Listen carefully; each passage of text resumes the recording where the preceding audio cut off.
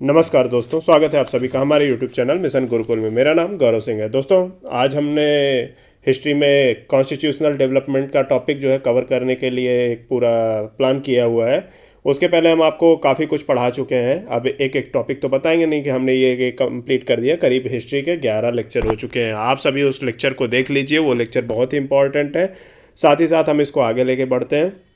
इसके बाद हमारा जो टॉपिक बचता है, उसके जो हमने माइक्रो सिलेबस के अकॉर्डिंग जो है कैटेगराइज किया था, उसमें जो है अपना एजुकेशन सेक्टर बचता है। उसके अलावा मैं आपको एक बोला हूँ, इकोनॉमिक जो पॉलिसीज़ हैं ब्रिटिशर्स की, वो आपको पढ़ाऊँगा। तो उसके बाद हमारा जो है आपको कहा गया, आपके सिलेबस के अकॉर्डिंग बताया गया जो है 100% सिलेबस कंप्लीट हो जाएगा।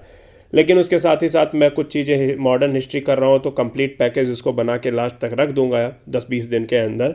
लेकिन ये आपका जो सिलेबस है वो 3-4 दिनों में मेरा कंप्लीट करने का पूरा प्लान है। इसलिए चलिए रिवाइज करते रहिए, स्पीड अप थोड़ा फास्ट करिए। काफ़ी चीज़ें अब नई नई आएंगी, ठीक है। काफ़ी चीज़ें, वीडियोस की फ्रिक्वेंसी बढ़ेंगी, तो आप लोगों को रिवीजन जो है थोड़ा बढ़ाना होगा और मेहनत जो है थोड़ी बढ़ानी पड़ेगी। चलिए स्टार्ट करते हैं। सबसे पहले जो है कंपनी का जो है कॉन्स्टिट्यूशनल डेवलपमेंट। जितना भी आगे चलते हैं आप देखते हैं कि हमारा जो कॉन्स्टिट्यूशन है काफ़ी ज़्यादा कंपनी के कॉन्स्टिट्यूशन से मतलब जो उनका एक्ट्स आते थे, जो गवर्नमेंट ऑफ इंडिया एक्ट हो या चाहे रेगुलेटिंग एक्ट है, उसके थ्रू काफ़ी ज़्यादा इन्फ्लुएंस हुआ है। तो हम उसको बारी बारी से देखेंगे, सब कुछ देखते हैं। तो चलिए शुरुआत करते हैं रेगुलेटिंग एक्ट 1773 से। रेगुलेटिंग एक्ट 1773 कब आया? बेसिकली जब बंगाल, बिहार, उड़ीसा की जो मतलब जब सत्ता उन्होंने ग्रहण कर ली, किसने? ईस्ट इंडिया कंपनी ने। तो उसका जो है बेसिकली एक अराजकता, एनार्की मच गई वहाँ पे। देखिए, वहाँ उसके पहले तो वहाँ पे एक नवाब रहते थे ना, नवाब, लेकिन जब वहाँ पे हट गए तो वहाँ पे एनार्की बच गई। सब कुछ जो है थोड़ा चेंज होने लगा और पुराना जो है प्रशासन चला गया, तो उसको एक वैकल्पिक अल्टरनेट देना जरूरी था। तो ये अल्टरनेट देने के लिए जो है रेगुलेटिंग एक्ट 1773 में कंपनीज ने, ईस्ट इंडिया कंपनी ने जो है पारित किया था। तो इसमें कुछ इंपॉर्टेंट प्रोविजंस हैं जो कि एग्ज़ाम ने पूछ लिया जाता है, तो उसको हम करते हैं, ठीक है। ये बेसिकली जब रेगुलेटिंग एक्ट पास किया गया था, तो उसका जो मेन एम था वो कंपनी के जो इंडिया और इंग्लैंड दोनों स्थान पे जो उसका काम था, उसको जो है कंट्रोल करना था। और साथ ही साथ जो उसमें जो दोस्त थे वो सब चीज़ें जो है ठीक करना था, ठीक है। कंपनी में बेसिकली जो है मैं आपको कंपनी का थोड़ा हायरार्की बता देता हूँ। जो है कंपनी में जो है दो बेसिकली संस्थाएं होते थे, इंस्टीट्यूशंस होते थे। एक होता था कोर्ट ऑफ डायरेक्टर्स, जिसको निदेशक मंडल बोलते हैं हिंदी में। दूसरा कोर्ट ऑफ प्रोप्राइटर्स होते थे, ठीक है।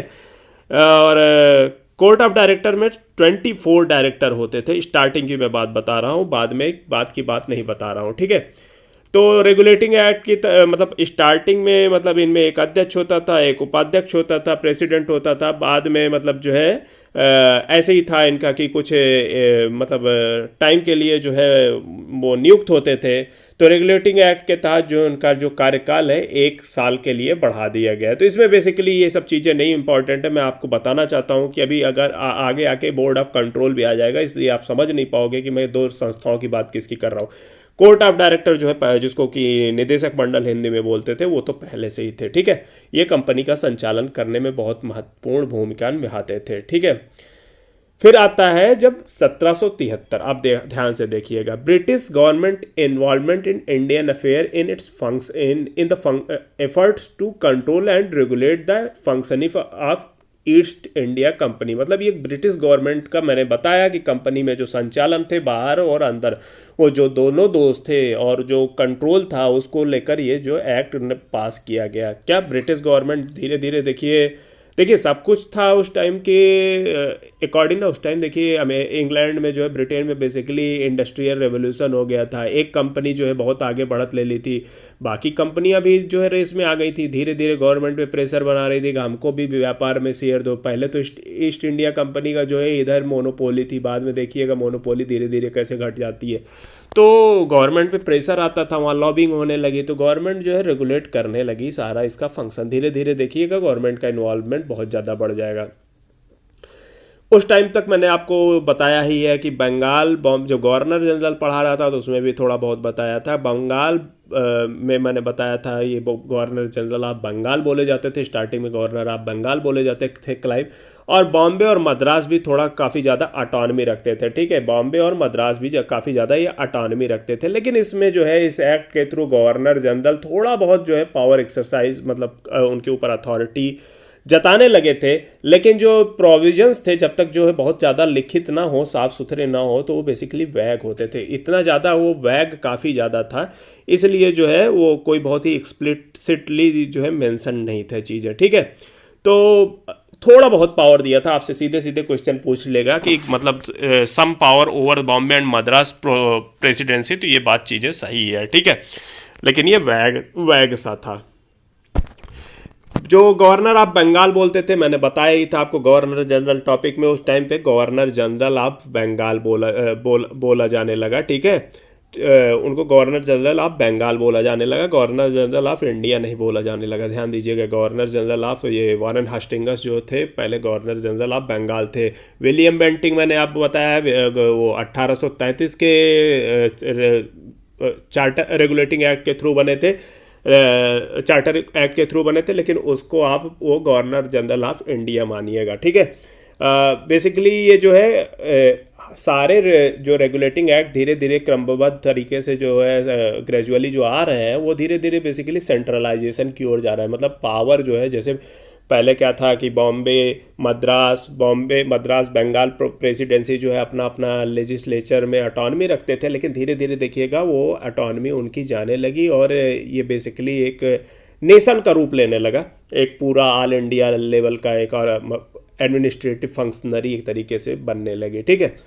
तो अच्छा, आप लोगों ने कुछ लोगों ने अगर मान लीजिए प्रोविंशियल मतलब कुछ पढ़ा होगा हिस्ट्री में, तो उसमें देखा होगा कि जब मराठा के साथ वार हो रहा था तो बेसिकली कुछ ट्रीटीज़ हुई थी। कुछ ट्रीटीज़ में देखिए बंगाल के गवर्नर ने जो है मना कर दिया था, उसके बाद भी बम्बई के गवर्नर ने जो है ट्रीटी के राघोवा के साथ ट्रीटी, अगर आप लोगों ने देखा होगा, मैं आपको मेरा मतलब लेक्चर का जब सीरीज पूरा आ जाएगा तो उसमें ये सब भी रहेगा। तो राघोवा के साथ जो ट्रीटी करके बम्बई के गवर्नर ने जो है अटैक कर दिया था कॉन्फेडरेसी पे, ठीक है। तो ये सब चीज़ें जो है बंगाल के गवर्नर जनरल का जो ऑर्डर था उसके अगेंस्ट था। तो मतलब समझ सकते हैं कि किस हद तक जो है पकड़ बहुत ही वैगनेस थी, बहुत ही ज़्यादा क्लैरिटी नहीं थी सबके अपने अपने डोमेन में, ठीक है। होप आप लोगों को ये समझ में आ जाए। मैं थोड़ा सा कहानी बता दे रहा हूँ जिससे आपको याद भी रहेगा, ठीक है। मैंने फिर उसके बाद जो है गवर्नर जनरल की काउंसिल में 4 मेंबर डाल दिए गए। 4 मेंबर जो है उनका साथ देने वाले थे। स्टार्टिंग में सबसे पहले वारन हास्टिंगस थे, वारन हास्टिंगस के साथ 4 मेंबर थे। चारों मेंबर का मैं नाम नहीं बताऊंगा, लेकिन आपको बता देता हूँ उसमें जो है 3 मेंबर जो है वारन हास्टिंगस के हमेशा एकदम अपोज में रहा करते थे और एक ही मेंबर जो है वारन हास्टिंगस के सपोर्ट में रहा करता था। इससे भी बहुत ज़्यादा प्रॉब्लम क्रिएट होती थी। एक सुप्रीम कोर्ट इस्टेब्लिश किया गया बंगाल में। बंगाल में मैंने आपको ऑलरेडी सुप्रीम कोर्ट के बारे में बताया, जिसके जो चीफ जस्टिस थे वो एलिजा इम्पे थे पहले, ठीक है। एलिजा इम्पे को पहला चीफ जस्टिस बनाया गया बंगाल में, जो है ये पहला जो है सुप्रीम कोर्ट बनाया गया। देखिए सुप्रीम कोर्ट और फेडरल कोर्ट में डिफरेंट है। फेडरल कोर्ट जो है पूरा ऑल इंडिया नेचर का, तो सुप्रीम कोर्ट जो है बंगाल से संबंधित था। उस टाइम पे आप थोड़ा सा अभी मत सोचिए कि उस टाइम पे ऑल इंडिया लेवल पे कुछ ऐसा चीज़ें हो गई थी, पूरा इंडिया का जो मैप था अभी जैसा था ऐसा कुछ भी नहीं था। ब्रिटिश प्रोविंस जो है आज के इंडिया का आधा ही पार्ट था, ऐसा मतलब इतना ही जानिए अभी आप। लेकिन ये जो है सुप्रीम कोर्ट का डिफरेंस और फेडरल कोर्ट जो है 1935 के गवर्नमेंट ऑफ इंडिया एक्ट के थ्रू बना था, जिसको आज के सुप्रीम कोर्ट से साथ कंपेयर किया जा सकता है, ठीक है। आप थोड़ा सा डिफरेंस जानते रहिए। यहाँ पे 1773 में बना था, एलिजा इम्पे थे। लेकिन जो सुप्रीम कोर्ट बना था उसकी भी जो ज्यूरिसडिक्शन थी बेसिकली वो जो है उस टाइम पे वैग थी। किसके साथ? जो है काउंसिल के साथ। काउंसिल के हमेशा जो है इन लोगों के काउंसिल के फंक्शनिंग में और सुप्रीम कोर्ट के फंक्शनिंग में बेसिकली टकराव होता था। कई बार जो है वो अपने आप को सर्वे सर्वा मानते थे, कई बार वो जो अपने आप को सर्वे सर्वा मानते थे। बेसिकली कोर्ट जो है वहाँ पे ब्रिटेन में तो डेवलप हो चुका था, इवॉल्व हो चुका था पूरा कोर्ट का पावर, अकाउंटेबिलिटी सब बाकी सब। लेकिन इंडिया में ये सब चीज़ें बहुत नेसेंट स्टेज में थी। लेकिन आते जस्ट तो वहीं से थे, उनका फिलॉसफी वहीं से था, विजन वहीं से था, तो सब कुछ वहीं से था। तो जो है बेसिकली वैग सा था। तो इसमें 2-3 चीज़ें याद रखिएगा। गवर्नर जनरल ऑफ बंगाल कहा जाने लगा, ये सुप्रीम कोर्ट वाला टॉपिक, और जो है बेसिकली, और इसमें जो है थोड़ा जो some power over Bombay and Madras. ठीक है, ये तीन चीज़ें आपको दिमाग में होना ही होना चाहिए। साथ ही साथ जो है क्वेश्चन आप अटेम्प्ट करते रहिए। उसके बाद हम आते हैं एक्ट ऑफ सेटलमेंट, जो है 1781 में आया था। ये बेसिकली यही आया था, मैं जो बता रहा हूँ, सुप्रीम कोर्ट के ज्यूरिसडिक्शन को लेके प्रॉब्लम थी, तो उसमें जो है क्लियरली सुप्रीम कोर्ट का ज्यूरिसडिक्शन थोड़ा डिफाइन किया गया। साथ ही साथ जो है गवर्न बेसिकली जो टकराहट की इश्यूज आते थे, वो बेसिकली उनको ड्यूटी को डिस्चार्ज करने को लेके आते थे गवर्नर जनरल और उनके काउंसिल में। तो बेसिकली ये कर दिया गया, जो उनको इम्यूनिटी प्रदान कर दी गई। अब वो चाहे ड्यूटी अपनी डिस्चार्ज करते वक्त चाहे जो करें, सुप्रीम कोर्ट को इंटरफियर करने की पावर जो है ख़त्म कर दी गई थी। अब कोई भी रूल ऑफ लॉ कुछ भी नहीं लगता था, सब कुछ कॉलोनियल जैसा ही हो गया था चारों तरफ। तो इसका बस यही एक इम्पॉर्टेंट है। आप एक्ट ऑफ सेटलमेंट 1781 चीज़ें देख लीजिए।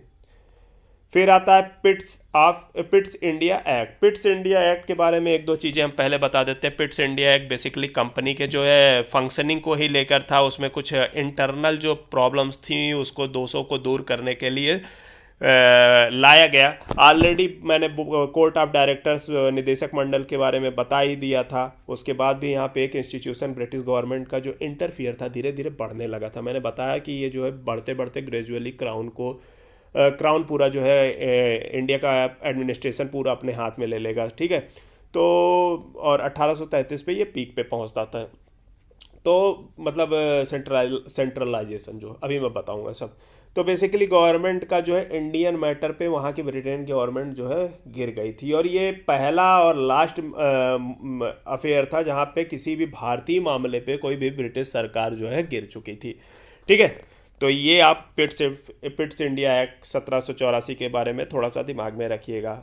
उसके बाद जो है इसमें क्या है, company became subordinate department of state. मैंने जो बताया कि स्टेट का जो है इंटरफियर बढ़ गया, सॉरी स्टेट मतलब गवर्नमेंट, ब्रिटिश गवर्नमेंट का इंटरफेरेंस बढ़ गया, और कंपनी की टेरिटरी जो है अब ब्रिटिश पोजीशन कही जाने लगी। ठीक है, कंपनी का रोल मैं बताया, वहाँ पे धीरे धीरे और ढेर सारी कंपनियाँ जो है वो आने लगी मार्केट में, उनका जो है प्रेशराइज करने लगी गवर्नमेंट को, तो गवर्नमेंट को इंटरफियर करना ही पड़ा।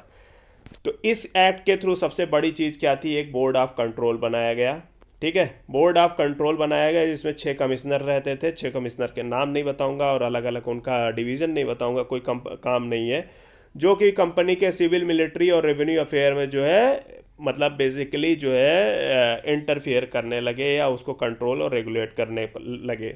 बेसिकली यहाँ पे डुअल सिस्टम स्टार्ट हो जाता है। डुअल सिस्टम में दो दो इनके कंपनी के जो माई बाप हो जाते हैं, एक कोर्ट ऑफ डायरेक्टर्स हो जाता है, एक बोर्ड ऑफ कंट्रोल हो जाता है। ठीक है, दोनों जो है कंपनी को कंट्रोल करने लगते हैं। बेसिकली एक तरीके का डायरकी है, डायरकी वाला सिस्टम, इनके जीन्स में ही डायरकी था, वही इंडिया में भी लगाते थे। ठीक है, दो दो वाला सिस्टम। फिर देखिए इसका प्रॉब्लम क्या हुआ। प्रॉब्लम ये हुआ कि बेसिकली जो है बोर्ड ऑफ कंट्रोल जो कोर्ट ऑफ डायरेक्टर था वो अपॉइंट करके गवर्नर जनरल को भेजता था, लेकिन जो हटाने की पावर उसको नहीं रह गई थी। तो जब दो दो लोग हो जाते हैं आपके ऊपर, तो आप एक से मतलब दोनों को आप यूज़ करने लगते हो अपना पोजीशन मजबूत करने के लिए। कि मान लीजिए कोई कमी पाती है तो आप बोल देते हो नहीं भाई हमको तो उन्होंने ऐसा ऑर्डर किया था। जब वो आपसे क्वेश्चन पूछते हैं तो दूसरे वाले को आप बोल देते हो कि नहीं पहले वाले ने हमको ऐसा कहा था। कुल मिला के गवर्नर जनरल ने इसमें जो है बहुत ही लाभ उठाया। गवर्नर जनरल ने जो एक इंस्टीट्यूशन का यूज़ दूसरे इंस्टीट्यूशन को अपने आप को बचाने के लिए करने लगा और बहुत ही ज़्यादा पावरफुल हो गया। तो ये इसमें एक प्रॉब्लम थी। ठीक है, इसमें गवर्नर जनरल के काउंसिल में जो है पहले 4 मेंबर थे, उसको घटा के 3 कर दिया गया। और वो आपको जानने की ज़रूरत नहीं है क्यों 4 कर दिया गया, 3 कर दिया गया। आप यहाँ पे बहुत ज़्यादा इंपॉर्टेंट नहीं है कि आप नंबर याद रखें, जब मैं बताऊँगा वही चीज़ें ध्यान रखिएगा। 1773 में 4 मेंबर आया। साथ ही साथ जो है बॉम्बे और मद्रास जो है उसको गवर्नर जनरल के सबऑर्डिनेट बना दिया गया था। किसके? बंगाल के गवर्नर जनरल के। ठीक है, ये थोड़ा सा और उसको क्लियरली उसको बताने लगे कि नहीं भैया तुम लोग उसके सबऑर्डिनेट हो, थोड़ा जो है उनका डोमेन डिसाइड करने लगे क्लियरली। बिना बोर्ड ऑफ कंट्रोल के जो मतलब कोई भी वार और ट्रीटी साइन करना जो है मतलब एक तरीके से प्रोहिबिशन था, लेकिन जो कि यूजुअली फॉलो नहीं किया जाता था, लड़ाई झगड़ा सब करते रहते थे, ये प्रैक्टिकली उतना अच्छा नहीं। मैंने बताया ना, एक का यूज़ दूसरों के लिए करते थे, मतलब कि बोर्ड ऑफ कंट्रोल से कहते हैं हमको तो भैया कोर्ट ऑफ डायरेक्टर ने बोला, कोर्ट ऑफ डायरेक्टर से कहते हैं बोर्ड ऑफ कंट्रोल ने बोला, वो कोर्ट ऑफ डायरेक्टर जब ज़्यादा अथॉरिटी लगाता तो हटा सकता नहीं था, ब्रिटिश गवर्नमेंट का इन्वॉल्वमेंट हो गया था, तो बस कुल मिला के जो है सबका अपना अपना मारी मच गई थी, जिसको जो करना था कर रहा था। फिर एक्ट ऑफ 1786 आया, इसमें जो है बेसिकली मैंने कॉर्नवालिस के बारे में बताया था। कॉर्नवालिस एक सेनापति भी थे काफ़ी अच्छे, और ये अमेरिका के साथ जब वार हो रहा था ब्रिटेन अमेरिका में, तो वहाँ पे वो मतलब लीड भी कर चुके थे और हार भी गए थे।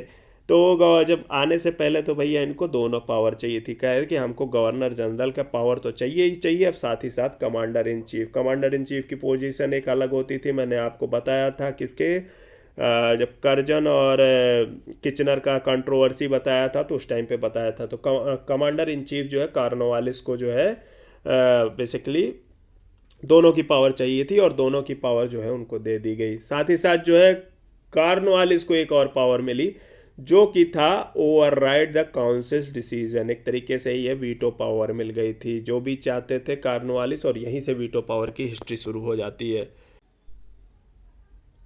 बाद में ये प्रोविज़न जो है सारे गवर्नर जनरल के लिए एक्सटेंड कर दिया गया था, ठीक है।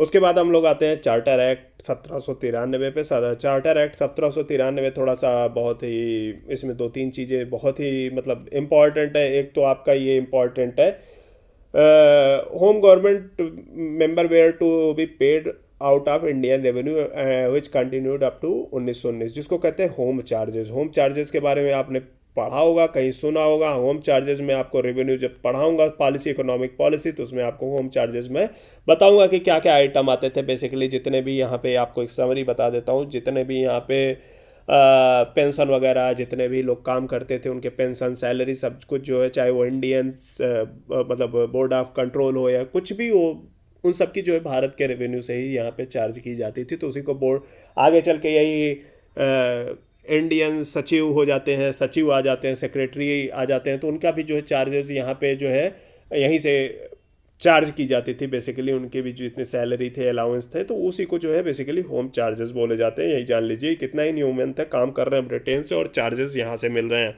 जो कि 1919 में ख़त्म कर दी थी गई थी। दोनों इंपॉर्टेंट है, 1793 में चली थी और 1919 में। इसका बर्डन इतना ज़्यादा था, बहुत ज़्यादा था, मतलब बहुत ज़्यादा कहते हैं इसका बर्डन था। कुछ लोग कहते हैं उतना नहीं था, 2 ही 3% ऑफ जीडीपी था, लेकिन बर्डन बहुत ज़्यादा था। ये हाल था कि आप समझ लीजिए 1919 में इसको बंद किया तो 1947 तक अंग्रेज भी छोड़ने को तैयार हो गए थे, उनको प्रॉफिट कम मिलने लगा था, ठीक है।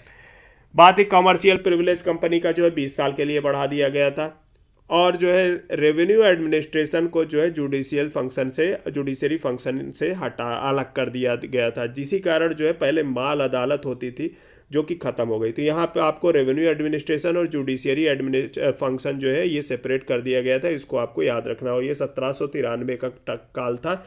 इस टाइम आपको याद कर सकते हैं कि मैंने आपको गवर्नर जनरल में कॉर्नवालिस के बारे में बताया था, कॉर्नवालिस संहिता के बारे में बताया था, सेपरेशन ऑफ मतलब उसमें पावर बताया था, तो उसी के आसपास ये था, तो ये याद कर सकते हैं, ठीक है।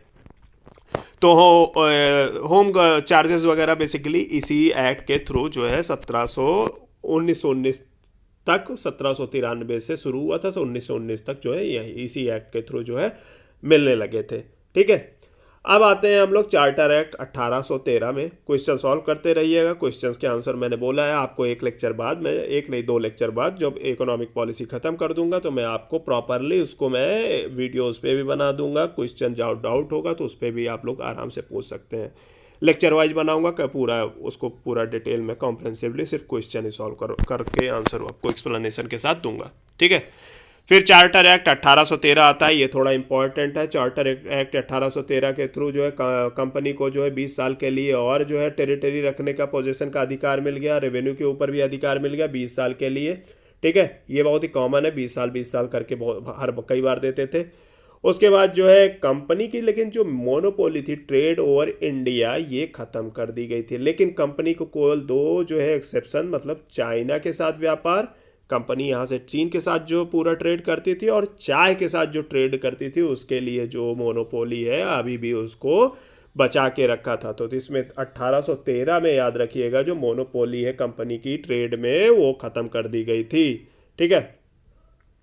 एक चीज और इम्पॉर्टेंट है, 1 लाख रुपए जो है, 1 लाख रुपए जो है कंपनी ने एजुकेशन के लिए पर ईयर जो है यहाँ पे देना शुरू कर दिया, लेकिन जो कि प्रैक्टिकली जिसको फॉलो नहीं किया गया। ये केवल थ्योरेटिकल प्रिंसिपल में ही रह गया, सिद्धांतिक तौर पे रह गया, लेकिन कंपनी ने इसको फॉलो नहीं किया। तो इसमें दो चीज़ें, मैंने 3 चीज़ें बताई, तीनों बहुत ही इंपॉर्टेंट है।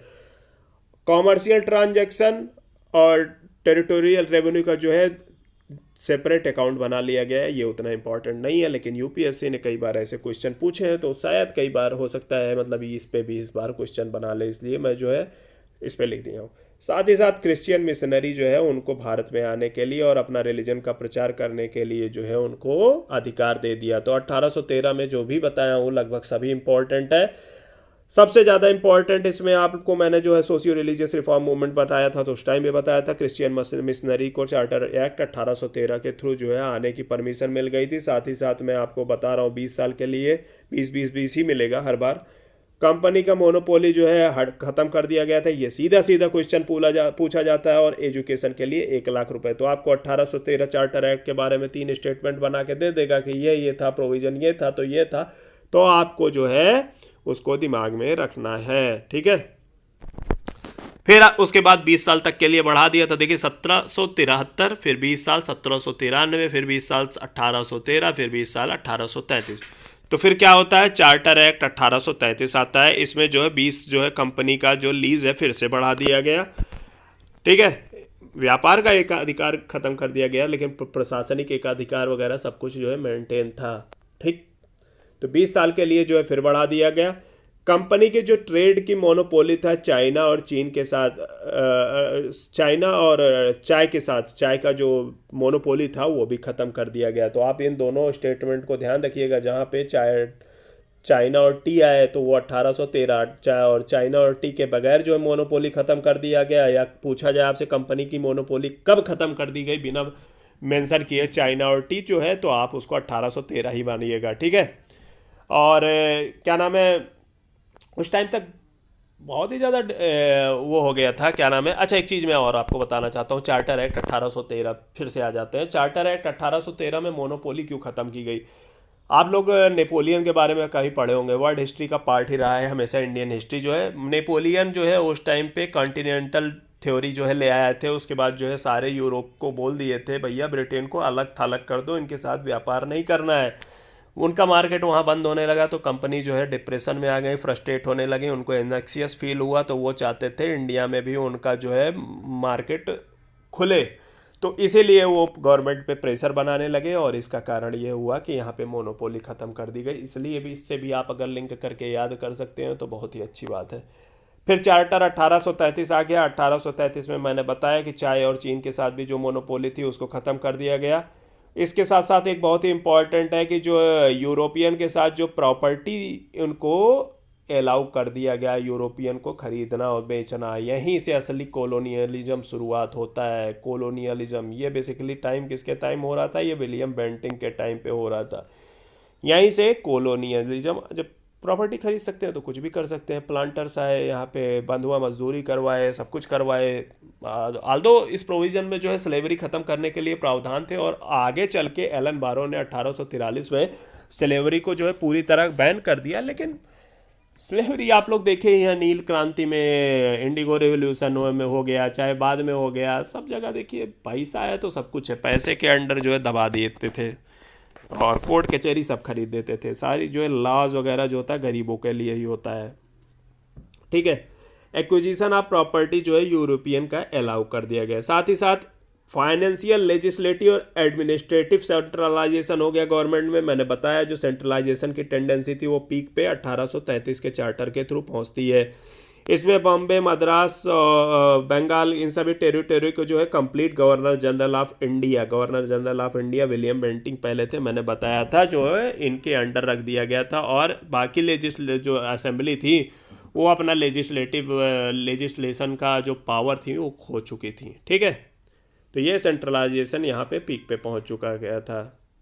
सारे रेवेन्यूज जो है गवर्नर जनरल के अथॉरिटी में जो है रेज किए जाते थे। ठीक है, इसमें गवर्नर जनरल के काउंसिल में फिर से एक मेंबर बढ़ा दिया गया है, टेम्परेरी मेंबर बढ़ाया गया था चौथा, इसको गवर्नर जनरल का यहीं लॉर्ड मैकाले का नाम सुना होगा, वो एज ए लॉ मेंबर जो है जिनको शामिल किया गया था। ठीक है, यहीं पे इंडियन लॉज क्वालिफाइड किए गए थे, सबसे पहले मैंने बताया, तो लॉ मेंबर जो है शामिल किया गया था, मैकालो को शामिल किया गया था, भैया लॉ का मेंबर आया तो लॉ जो है कोडिफाई कर दिया। ठीक, एक और बहुत ही इंपॉर्टेंट काम इस चार्टर के थ्रू होता है, वो होता है सेक्शन 87। सेक्शन 87 में जो है no citizen was denied employment under company's rule on the basis of religion, race, caste, sex. ठीक है, देखिए प्रिंसिपल में तो सब बहुत पहले ही आ चुका था, लेकिन इसका एग्जीक्यूशन कितना होता है तो भैया गवर्नमेंट पे डिपेंड करता है, ये तो कंपनी पे डिपेंड करता। ठीक है, तो आपसे क्वेश्चन पूछा जा सकता है इस पे, और ये कब आया? 1833 के चार्टर के थ्रू। ठीक है, कब आया? 1833 के चार्टर के थ्रू। यहाँ स्लेवरी का जो है एबोलिशन का भी प्रोविजन था। ठीक, under this act abolition of slavery in the act. ठीक है, तो ये इम्पोर्टेंट है, ये इम्पोर्टेंट है, ये इम्पोर्टेंट है, और गवर्नर जनरल ऑफ कंपनी का जो है ये भी इम्पोर्टेंट है। ठीक है, ये भी इम्पॉर्टेंट है, मैं इंपॉर्टेंट ही चीज़ें आपको पढ़ा रहा हूँ, बाकी बुक खोल लीजिएगा तो उसमें बहुत सी चीज़ें मिल जाएगी आपको। और मैं हमेशा बोलता हूँ कि बुक अगर रेफरेंस लेना हो तो या तो एनसीईआरटी लीजिए या तो स्पेक्ट्रम लीजिए, उसके अलावा मैं कोई और बुक ज़्यादा रेफरेंस लेने के लिए रिकमेंड नहीं करूँगा। ठीक है, अगर यहाँ से आपको समझ में उतना नहीं आ रहा है तो आप क्वेश्चन भी पूछ सकते हैं। क्वेश्चन का यूजुअली मैं, चाहे आप मेरे टेलीग्राम पे जब मुझसे पूछते हैं तो मैं जवाब देने की कोशिश करता हूँ, या आप चाहे जब वीडियो ख़त्म होता है वहाँ पे पूछते हैं, या मतलब 3-4 दिन 5 दिन के अंदर पूछते हैं तो बता देता हूँ। कई पुराने वीडियोज़ हो जाते हैं तो मैं देख नहीं पाता हूँ, तो उसके लिए सॉरी। तो आप लोग यूजुअली जब कोई डाउट पूछते हैं तो मैं उसको बताने की पूरी कोशिश करता हूँ। फिर आता है चार्टर एक्ट 1853। 1853 में जो है कभी भी कंपनी कही हम तुम्हारा सारा चीज़ उठा के पोजीशन जो है टेरिटरी का उठा के रख लेंगे, ये पहली चीज़ बोलती है। ठीक है, दूसरी चीज़ जो है सर्विसेज जो है यहाँ क्या, जो कंपनी के अंडर जितने भी सर्विसेज थी उसको कम्पिटिटिव एग्जाम के थ्रू कराने लगी। ये मैंने बताया था आपको सिविल सर्विसेज की हिस्ट्री में, 1853 में जो है कम्पिटिटिव एग्जाम के थ्रू होने लगा। कब? 1853। और इंडिया और ब्रिटेन में जो दोनों साथ ही साथ कब होने लगे, ये मुझे आप लोग कमेंट सेक्शन में लिख के बताइएगा। ठीक है, सबसे इंपॉर्टेंट चीज़ क्या है, लोकल रिप्रेजेंटेशन जो है इंट्रोड्यूस इंडियन लेजिस्लेचर में। किसी लोकल को जो है पहली बार इंडियन लेजिस्लेचर में जो है शामिल किया गया। उस टाइम पे एक चीज़ और बना, पहले governor general plus executive council था, अब उसमें एक लेजिस्लेटिव विंग भी बना दी गई थी। ठीक है, लेजिस्लेटिव काउंसिल जो है एक तरीके से इंडियन लेजिस्लेटिव काउंसिल की तरह काम करती थी, मेंबर लगभग सेम ही रहते थे, कुछ एक्स्ट्रा आ जाते थे, और इसमें कुछ लोकल रिप्रेजेंटेटिव को भी ला दिया गया था। इसको इंडियन लेजिस्लेटिव काउंसिल बोलना जाने लगा, और यही इंडियन लेजिस्लेटिव काउंसिल धीरे धीरे एक्सपैंड होती गई, एक्सपैंड होती गई, एक्सपैंड होती गई, तो पार्लियामेंट का रूप ले लेती है लास्ट में। ठीक है, लेकिन एक चीज़ और जान लीजिए, यहाँ वीटो पावर गवर्नर को था। मैंने बताया कि वीटो पावर ऑलरेडी था, तो वो जो भी बनाते थे, अगर गवर्नर जनरल अकेला चाह ले कि पास नहीं होता था तो वो पास नहीं होता था। वीटो पावर जो है आप समझते होंगे कि कितने वीटो का मतलब ये है कि गवर्नर कोई भी चीज़ अगर सदन से पास हुआ तो गवर्नर जनरल वीटो लगा दिया। आप लोग पॉलिटी में थोड़ा बहुत पढ़े होंगे, नहीं तो हम लोग पढ़ाएंगे ही कि वीटो कितने टाइप के होते हैं, क्या होता है एब्सोल्यूट वीटो, क्या होता है। गवर्नर जनरल अगर कह दिया कि ये नहीं पास होगा तो नहीं पास होगा, बस, और कुछ नहीं। फिर आता है एक्ट ऑफ बेटर गवर्नमेंट 1858। 1858 में मैं आपको थोड़ा बहुत बताता हूँ। 1858 में इस टाइम पे क्या हो गया था, 1857 का रिवोल्यूशन हो गया था, 1857 की क्रांति हो गई थी। क्रांति होने के बाद जो है ब्रिटिश एडमिनिस्ट्रेशन ने जो है, क्राउन ने ये कंपनी से जो है इसका पूरा एडमिनिस्ट्रेशन ले लिया। ठीक है, एडमिनिस्ट्रेशन लेने के बाद अब कुछ उसमें सुधार करना चाहिए था, सुधार तो किया, कुछ इंडिया के रिगार्डिंग सुधार करा। पहले चीज़ जो इंडिया के रिगार्डिंग सुधार ये किया कि सबसे पहले जो अब गवर्नर जो है क्राउन के नाम पे होगा, और एक सेक्रेटरी होगा जिसको सचिव बोलते थे, जिसको सेक्रेटरी ऑफ स्टेट बोलते थे, और एक काउंसिल जो कि ब्रिटिश कैबिनेट का मेंबर होता था शायद, एग्जैक्ट मुझे मतलब थोड़ा इसमें फील हो रहा है कि ब्रिटिश कैबिनेट का वो मेंबर होता था। और एक काउंसिल थी, 15 लोगों की काउंसिल था। मैं एक बार फिर आपको कमेंट सेक्शन में इसमें लिख के बता दूंगा कि वो बेसिकली ब्रिटिश कैबिनेट का मेंबर होता था या मतलब ब्रिटिश पार्लियामेंट का मेंबर होता था। दो में मुझे थोड़ा सा कन्फ्यूजन हो रहा है। सेक्रेटरी ऑफ स्टेट को, और एक उसकी एक काउंसिल होती थी 15, ठीक है। तो एक्ट ऑफ बेटर गवर्नमेंट 1858 में। और गवर्नर जनरल को अब वायसराय बोला जाने लगा। पहले वायसराय कौन थे मुझे आप कमेंट सेक्शन में लिख के बताइएगा, मैंने गवर्नर जनरल में आपको पढ़ा दिया है, ठीक है। तो एक्ट ऑफ बेटर गवर्नमेंट आया, इसमें जो है याद रखिएगा secretary of state plus council उसकी 15 मेंबर की, ठीक है, 15 मेंबर। अब सोचिए ये भी जो है होम चार्जेस के थ्रू यहाँ से भी पैसा उठाने लगे। इन लोगों की हेफ्टी सैलरीज होती थी, प्लस पेंशन होती थी। हर साल बहुत लोग रिटायर होते थे। सोच लीजिए 100 साल में कितने लोग हो जाएंगे, 50-60 साल में। तो ये पूरा इनह्यूमन था।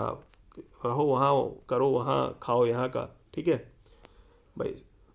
उसके बाद देखिए 1857 में जो है भैया क्रांति हो गया, सब कुछ बदल गया, रीन बदल गया, सब कुछ। तो यहाँ पे तो कुछ सुधार किया, लेकिन उसके बाद जो है तुरंत तो सुधार किया, लेकिन एक डिटेल सुधार के लिए इन्होंने इंडियन काउंसिल एक्ट निकाला 1861 में। 1861 में बेसिकली पहली बार क्या है, पहली बार इन्होंने नॉन ऑफिशियल मेंबर को जो है लेजिस्लेशन में शामिल किया। आपसे पूछेगा लोकल रिप्रेजेंटेटिव पहली बार कब किया था, 1853 में। लेकिन नॉन ऑफिशियल, अभी तक ऑफिशियल मेंबर ही रखे जाते थे लोकल में। तो जो नॉन ऑफिशियल जो है मेंबर की बात करता है, चाहे वो लोकल हो चाहे फॉरेनर हो, सबके पहले कहाँ पे, इंडियन काउंसिल एक्ट 1861 में शामिल किया जाने लगा। और लॉ मेकिंग बेसिकली जो है प्रॉपरली जो है एक बेसिकली डिपार्टमेंट टाइप का जिसको कह सकते हैं, मतलब कैबिनेट टाइप का जो है चीज़ें बोल सकते हैं।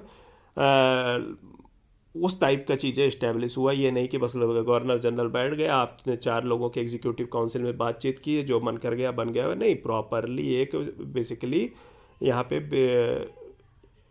मतलब लॉ मेकिंग होती थी। जैसे एक तरीके से इंपीरियल लेजिस्लेटिव काउंसिल जो है बन चुकी थी, ठीक है, जिसमें हाफ मेंबर जो होते थे नॉन ऑफिशियल होते थे। अब ऑफिशियल जो कंट्रोल था वो धीरे धीरे कम होने लगा, ठीक है।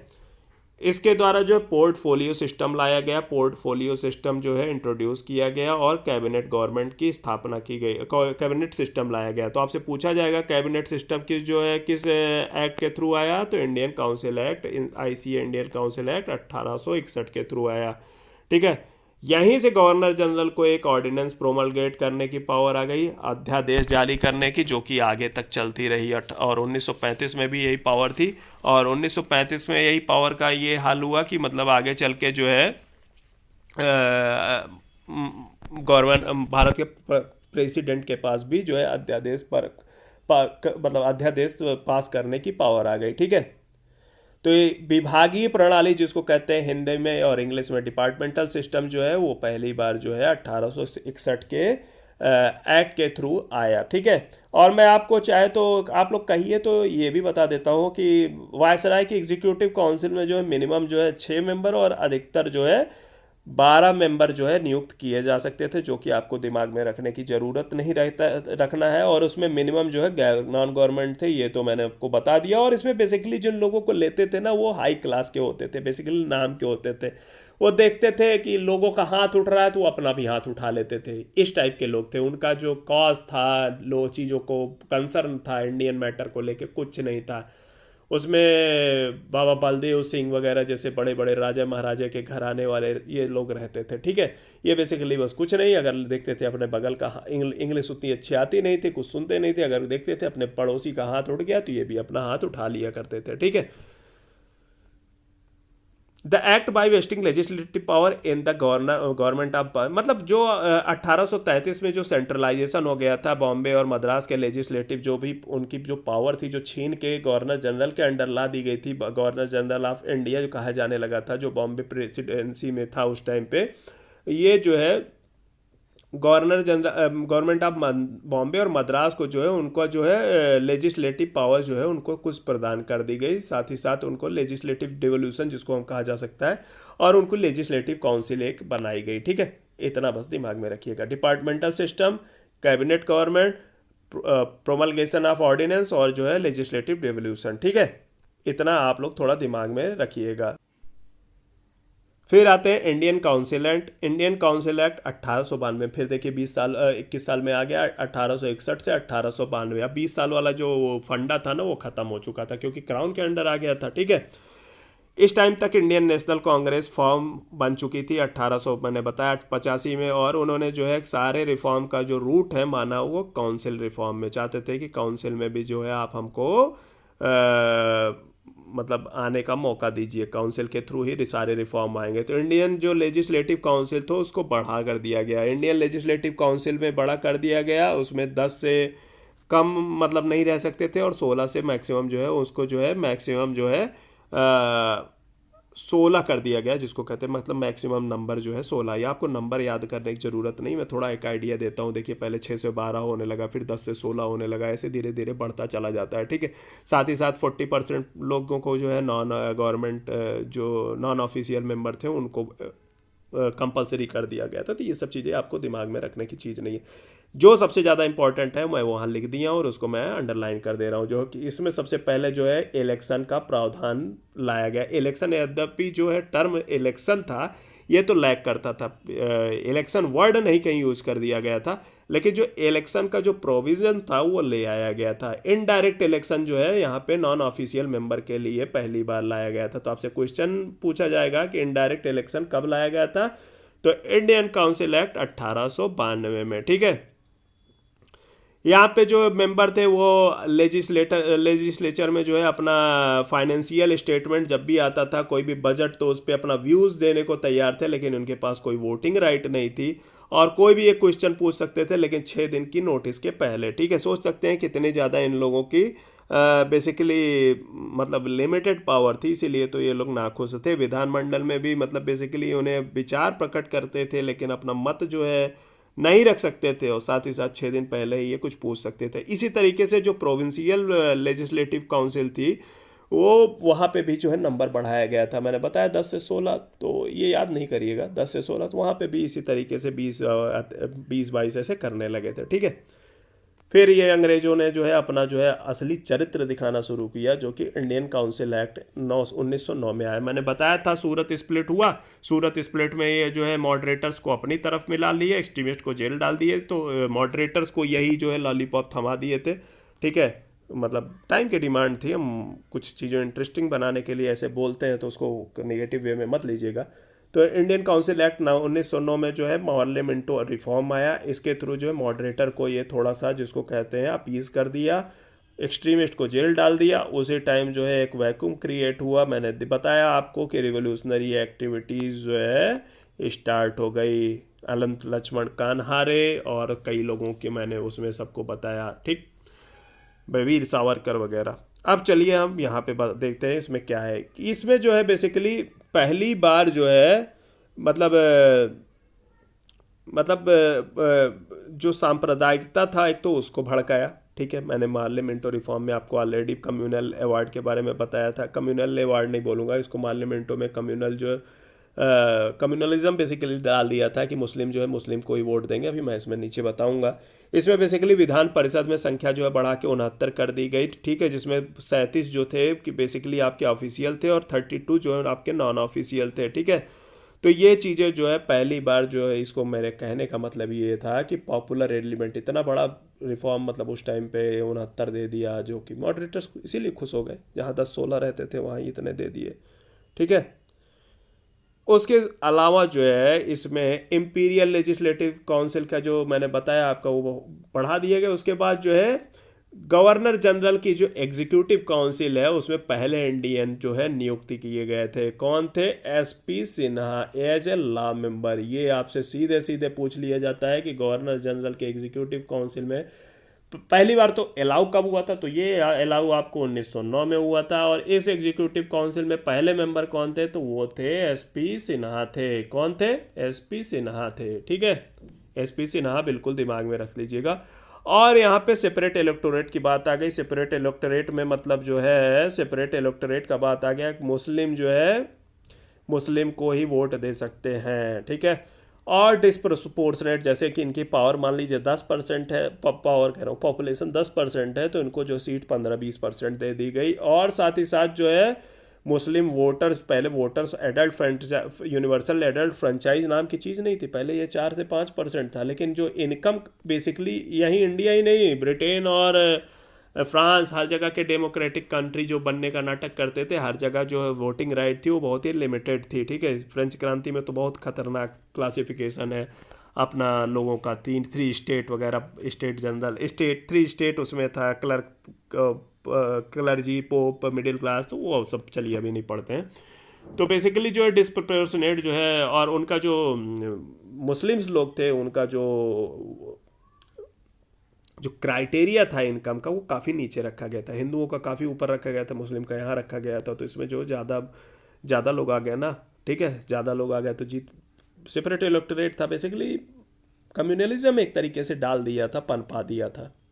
ठीक है, फिर आते हैं गवर्नमेंट ऑफ इंडिया एक्ट 1919 में, जो कि बहुत ही इंपॉर्टेंट है, मॉन्टेग्यू चेम्सफोर्ड रिफॉर्म के नाम से भी जाना जाता है। 1917 में ब्रिटिश गवर्नमेंट ने पहली बार डिक्लेयर किया कि अब वो रिस्पॉन्सिबल गवर्नमेंट के लिए जो है एक मतलब उन इंट्रोड्यूस करेंगे एक ऑब्जेक्टिव, अपना जो उद्देश्य है अब एक इंडिया में रिस्पॉन्सिबल गवर्नमेंट जो है लाना था उनका, जो कि ब्रिटिश एम्पायर के साथ जुड़ा हुआ हो, उसके इंडिपेंडेंस नहीं, जो कि डोमिनियन स्टेटस अपन जानते हैं, उसकी दिशा में काम करना शुरू करने, मतलब डोमिनियन स्टेटस मत यूज़ करिएगा, उस दिशा में काम शुरू हो गया था। देखिए उस टाइम पे वर्ल्ड वार 1 ख़त्म हो गया था, वर्ल्ड वार 1 ख़त्म हो गया था तो उस टाइम पे वुडरो विल्सन के 14 पॉइंट फार्मूला आ गया था, जिसमें सेल्फ डिटर्मिनेशन से जो है पूरा यूरोप तैयार किया जा रहा था। लेकिन हाँ, उसमें प्रॉब्लम जरूर थी, लेकिन सेल्फ डिटर्मिनेशन बहुत ही इम्पॉर्टेंट मोटो हो गया था। सेल्फ डिटर्मिनेशन की बात आने लगी थी, सेल्फ गवर्नेंस की बात आ गई थी, तो थोड़ा सा ब्रिटिश गवर्नमेंट भी लिबरल हो गई उस टाइम पे। तो थोड़ा सा कहा कि चलो भैया कुछ सुधार कर देते हैं, कुछ सुधार क्या करना था, लेकिन हिसाब सुधार जो है ब्रिटिश एम्पायर के अंडर करना था, और ब्रिटिशर्स जितना चाहेंगे उतना ही सुधार करेंगे, लोगों को सुधार सेल्फ डिटर्मिनेशन की कोई भी यहाँ पे पावर नहीं थी। ब्रिटिशर्स देखेंगे आप उस लायक हो तो आपको पावर दी जाएगी, आप उस लायक नहीं हो तो आपको पावर नहीं दी जाएगी। ठीक है, तो यही कहने का मतलब था, gradual development of self governing institution in India and that the Britain parliament not self determination of people of India. ठीक है, यही समझाया मैंने आपको। इंडियन लेजिस्लेटिव काउंसिल सेंटर पे जो है बाई कैमरल हो गई, तो ये सीधे क्वेश्चन पूछता जाता है कि जो सेंटर पे लेजिस्लेचर है बाई कैमरल कब हुआ, तो ये हुआ आपका 1919 के थ्रू। ठीक है, अपर हाउस लोअर हाउस में, आप लोग कहो तो अपर हाउस लोअर हाउस में बेसिकली जो है हम आपको वो भी बता दें कितना लोग थे, कितना मतलब सीट कितनी थी, लेकिन क्या करोगे ये सब जान के। ठीक है, स्वशासन की बात तो की थी, स्वशासन की बात तो मैंने बताया ना यहाँ पे की थी, लेकिन जो है डिफरेंट स्टेज पे दी थी, और इसका निर्धारण मतलब ब्रिटिश गवर्नमेंट द्वारा किया जाना था। ठीक है, तो इसमें एक चीज़ बता देता हूँ, चलो इंटरेस्टिंग तो नहीं है, डेटा ही है। राज्य परिषद और विधानसभा के नाम से जाना जाता था, जो है जिसमें 60 मेंबर राज्य परिषद में होते थे और विधानसभा में 45 मेंबर होते थे। तो इसको आप याद मत करना बिल्कुल भी, मेरा मतलब लिखना मत अपनी नोट्स में। ठीक है, कम्युनल रिप्रेजेंटेटिव जो ऑलरेडी इन्होंने इंट्रोड्यूस कर दी थी मुस्लिम्स के लिए, उसको सिख, क्रिश्चियन और एंग्लो इंडियन के लिए भी यहीं पे बढ़ा दिया था। ठीक है, सिख, एंग्लो इंडियन और क्रिश्चियन के लिए भी बढ़ा दिए थे। सारे स्टेटमेंट दिमाग में रखिएगा, सारे स्टेटमेंट वाइज में पूछा जा सकता है, ये यूजुअली पूछते ही पूछते हैं। यूपीएससी 2016 देख लीजिए, 15 देख लीजिए, कोई भी यूपीएससी का पेपर, सिविल सर्विसेज प्रीलिम्स का देख लीजिए, पूछा जाता है। पॉलिटी में भी ये प्रोविजंस आ जाते हैं, तो पॉलिटी और हिस्ट्री उठा के प्रोबेबिलिटी जो है काफ़ी ज़्यादा हाई हो जाती है, तो वहाँ पूछा जा सकता है। अच्छा, women also got voting right under this act for the first time, महिलाओं को भी वोटिंग राइट जो है इसी एक्ट के थ्रू पहली बार मिला था। इसकी एक सबसे बुरी चीज़ क्या थी, इन्होंने डायरकी जो है प्रांतों में डायरकी लगा दिया था। डायरकी में बेसिकली गवर्नमेंट के अंडर इन्होंने 2 चीज़ें ला दिया था, एक रिजर्व लिस्ट कर दिया था, एक ट्रांसफर लिस्ट कर दिया था। रिजर्व मतलब खुद के लिए, जैसे फाइनेंस और ट्रीटी वगैरह, दूसरों के लिए कम्युनिकेशन, सब कुछ अपने इंपॉर्टेंट, और सोशल वेलफेयर की जितनी भी चीज़ें थी, चाहे एजुकेशन था, चाहे हेल्थ, सब कुछ जो है यहाँ के लोकल्स को दे दिया था। मतलब जो कि यहाँ पे मतलब लोकल्स का जो पार्टिसिपेशन बढ़ाया था प्रोविंस जो है इन लार्ज करके। ठीक है, तो वही है भैया, बिना पैसा के कोई काम नहीं होता है, तो प्रॉब्लम बहुत झेली इन्होंने एजुकेशन सेक्टर में खासकर, और हेल्थ सेक्टर में तो कोई डेवलपमेंट ही नहीं हुआ था। तो रिजर्व लिस्ट, ट्रांसफर लिस्ट, जिसको ट्रांसफर को हस्तांतरित, रिजर्व रिजर्व को क्या कहते हैं हिंदी में, लिख के बताइए रिजर्व लिस्ट को क्या बोलते हैं। हस्तांतरित विषय और संरक्षित विषय, हाँ। तो रिजर्व लिस्ट और ट्रांसफर्ड लिस्ट दो बनाया, और प्रोविंशियल और सेंट्रल बजट दो जो है अलग अलग कर दिया, ठीक है, कोई बात नहीं। हाई कमिश्नर का एक पोस्ट बना दिया जो कि अपॉइंट किया जाना है, और जिसका मतलब जिसका ऑफिस लंदन में था। हाई कमिश्नर अब यहाँ पे दो हो गए, सेक्रेटरी ऑफ स्टेट और हाई कमिश्नर दो हो गए, ठीक है। और जो होम चार्जेस था, मैंने 1793 के में बताया था, मतलब 1793 के चार्टर के थ्रू वो जो है इस बार जो इनजस्टिस है ख़त्म कर दिया गया था। तो कब किया गया था? 1919 के एक्ट के, गवर्नमेंट ऑफ इंडिया एक्ट के थ्रू, ठीक है।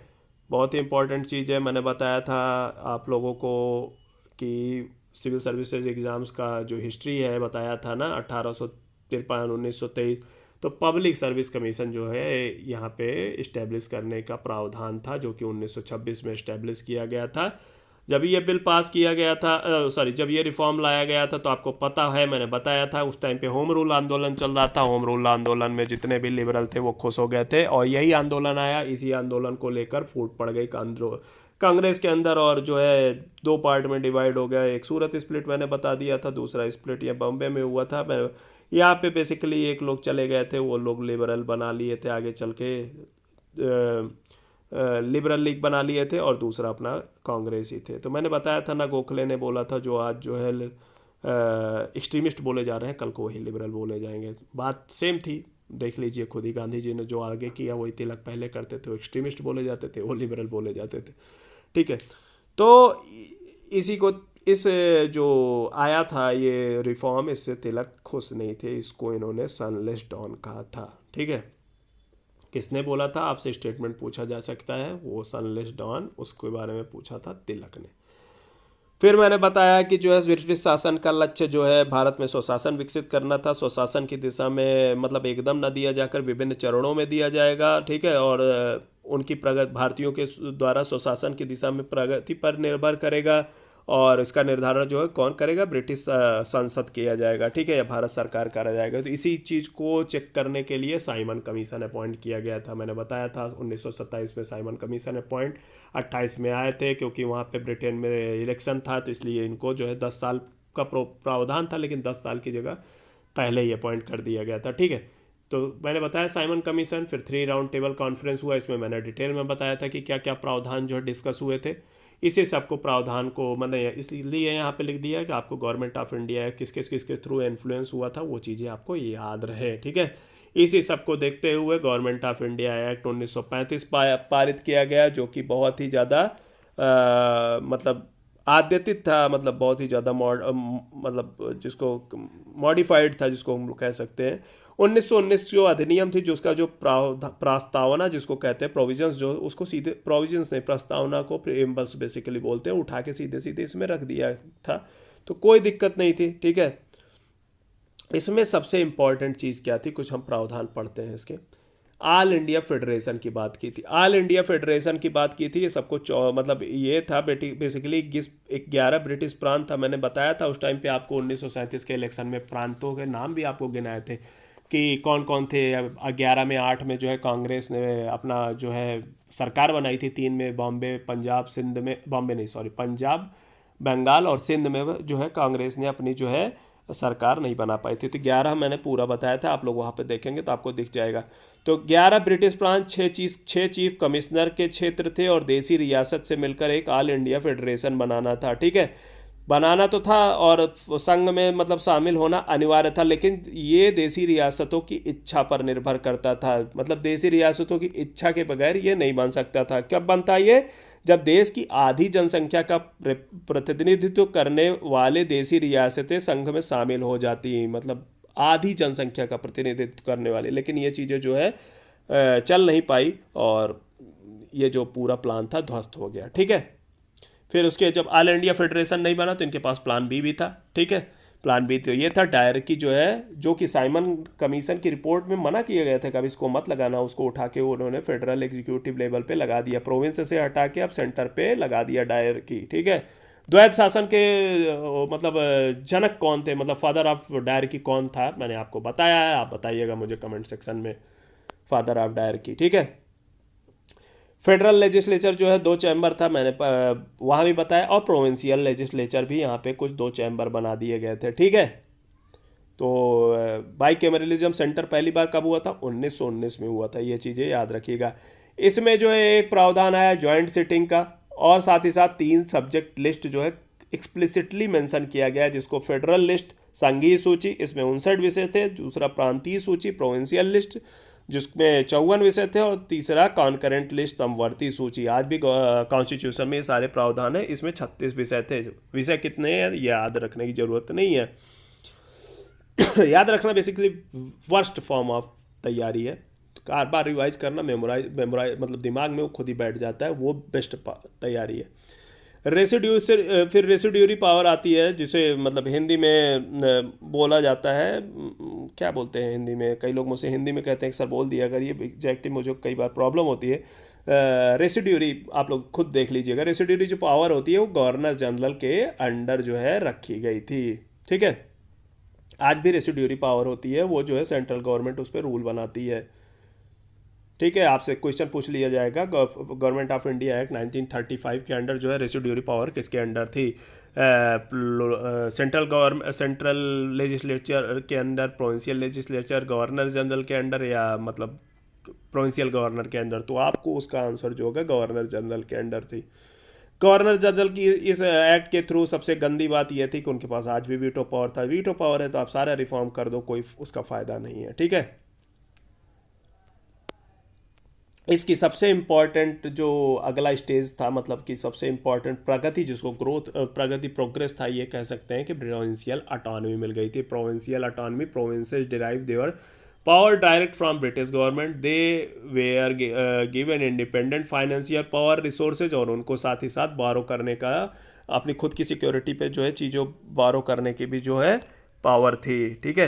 डायरार्की जो सेंटर पे लगा दिए थे, सेंटर पे भी वही आरक्षित विषय और हस्तांतरित विषय जो मैंने प्रोविंशियल लेवल पे बताया था, वो जो है अब सेंटर लेवल पे भी लगा दिया गया था, तो उसको दिमाग में रखिएगा, ठीक है।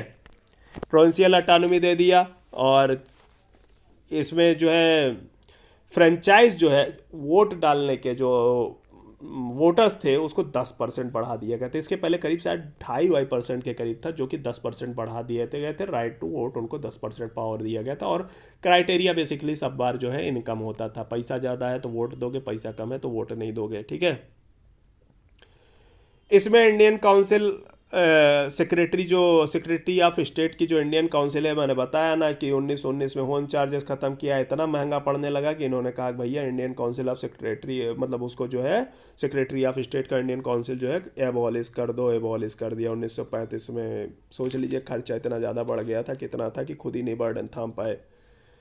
इसमें फेडरल कोर्ट का प्रावधान था, जिसे 1937 में जो है इस्टेब्लिश किया गया था, लेकिन जब भी कोई इसमें प्रॉब्लम आती थी तो उसके लिए अपील करने के लिए ये प्राइवी काउंसिल जो कि लंदन में थी, वहाँ पे अपील इंस्टीट्यूशन था उस टाइम पे, ठीक है। फेडरल कोर्ट 1935 के एक्ट के थ्रू बना था, 1935 के एक्ट के थ्रू 1937 में इस्टेब्लिश किया गया था।